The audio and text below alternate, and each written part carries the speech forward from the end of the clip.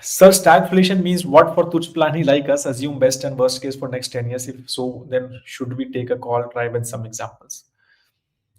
Stagflation मतलब stagnant economy with inflation, right? Stagnant economy मतलब non growing economy, economy grow नहीं कर रही और inflation भी है market में.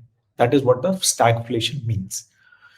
ठीक है, तो इसका मतलब ये होता है कि भाई ये सबसे खराब सिनेरियो है ना. इन्फ्लेशन अगर है, ग्रोथ हाई है और इन्फ्लेशन है, तो फिर भी चीज होती है कि भी ग्रो तो कर रहा है, इसकी वजह से इन्फ्लेशन हाई है क्योंकि बहुत ग्रो कर रही है कंट्री, तो इसलिए इन्फ्लेशन हाई है कि डिमांड इतनी ज्यादा है, एवरीवन इज ग्रोइंग, तो everyone wants more thing and consumption start हो गया है बहुत ज्यादा, तो इसलिए इन्फ्लेशन हो गया है. तो वो चीजें समझ आती हैं.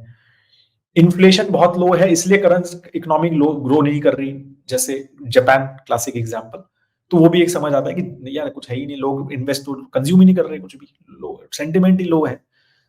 तो चाइना में जैसे सिचुएशन हो गया था, राइट, कि इन्फ्लेशन भी लो है और इकोनॉमी भी अच्छा नहीं कर रही, वो भी समझ आता है.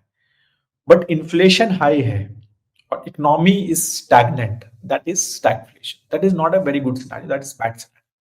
But we are not in stagflation. We are growing. We are growing slow. मतलब slower than expectation. That is what it is, right?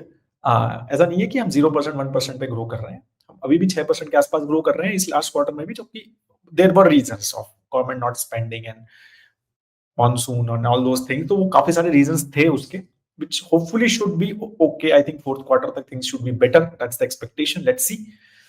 तो वो बेसिकली स्टैगफ्लेशन होता है.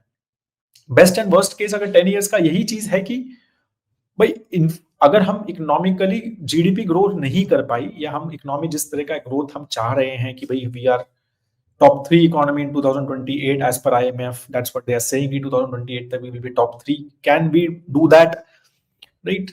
If we are not able to do that, if we are not able to touch that 7.5% GDP growth rate consistently जो काफी लोग expect कर रहे हैं, ठीक है, तो वो चीज इम्पैक्ट करेगी, राइट, आपको हर जगह पे, राइट. तो वो चीज आपको ultimately it will impact the markets as well at certain level. तो यही है कि वर्स्ट केस यही है कि GDP doesn't grow, it grows at like 4-5% and inflation remains little high, 5-6%. So that is a worst case, like what happened in 2011, 12, 13, like fragile 5 economy बोला जाता था हमें उस टाइम. तो like we were like growing at like 5-6% only and inflation was in double digit, 9-10-11%. So that's not a good scenario at all, right? तो वो चीज अगर होती है तो that is not good for the economy, right? कि inflation high है और हम grow भी fast नहीं कर रहे. तो यही है. Hopefully this scenario जो last quarter में develop हुआ है, this is because of high interest rates also.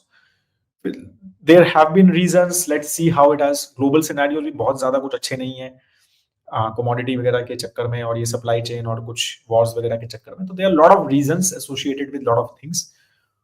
Hopefully we are expecting things should improve in the future. I am not too worried as yet. मेरे को लगता है कि this quarter was little an aberration. Maybe next quarter will also be not that great, but hopefully from fourth quarter things should be better अगर government start spending again.